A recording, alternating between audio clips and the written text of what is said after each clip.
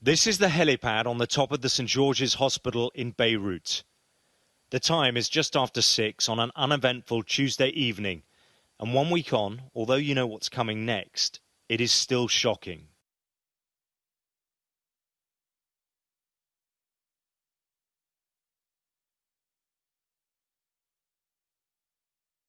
Down below, the hospital's other 230 closed-circuit cameras captured the chaos. It's the first time this footage has ever been shown.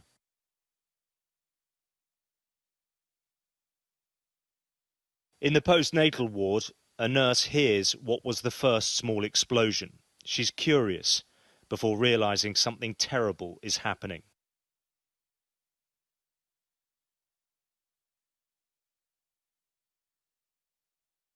Disoriented, she gets to her feet and rushes to the babies in her care. Off camera, she takes them to safety. The babies were right here. Nurse Pamela Zenoun was in the ward above, the neonatal intensive care unit. They treat premature babies. This video shows her working just moments before the blast. She feels the first tremor, and then the room collapses. Smoke, rubble, and fear.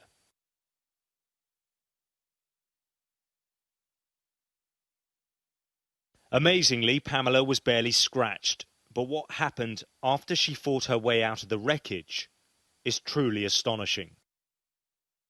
The other nurses were very badly injured? They were very badly injured. They were all bleeding. They were standing over there, and they looked at me, and I looked at them. I started to scream, what happened? They just looked at me this way and looked at each other. They were all bleeding. They couldn't even talk. All the ceiling was on the floor. I grabbed the ceilings with my hands and tried to pull them away just to know where the babies were, because the incubators moved. They weren't on the same place. I held the 3 babies and went through this door. We needed to go to the exit. We couldn't find the exit.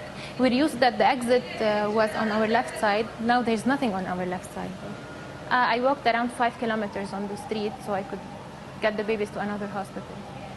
But you saved them. You saved everybody. Wow. Much of the hospital was wrecked. 17 people were killed, nurses, patients and visitors amongst the victims. But when you see this footage, it's a miracle the loss of life wasn't greater. In the main lobby, people scatter, and then a blast wave of glass, splintered wood and concrete. So it kind of blew inside and it hit me on the side of my face. Professor Georges Juvelekian was in his clinic at the time. He told me he'd just finished a consultation. Had my colleague not picked me up from here, I could have bled to death. Who knows? We should be proud of what we've done. What this hospital did in 8 hours, evacuating over 300 patients to safety, despite the lack of power and glass everywhere and unsafe environment and no resources, is a miracle by itself and speaks to the greatness of this people. Many of the cameras around the hospital stutter in the aftermath. But despite the glitching, they still record a city in panic and shock.